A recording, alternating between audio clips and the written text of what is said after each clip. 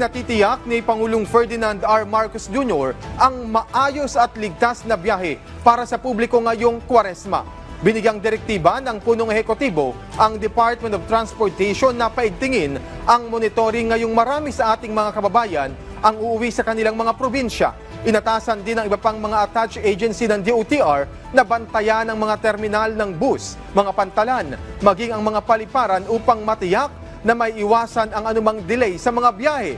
Inalerto na rin ang law enforcement agencies para maiwasan ang anumang untoward incident ngayong Semana Santa.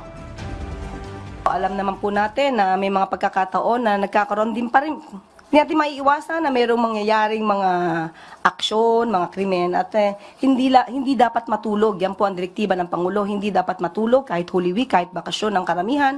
Hindi dapat nagbabakasyon ang gobyerno.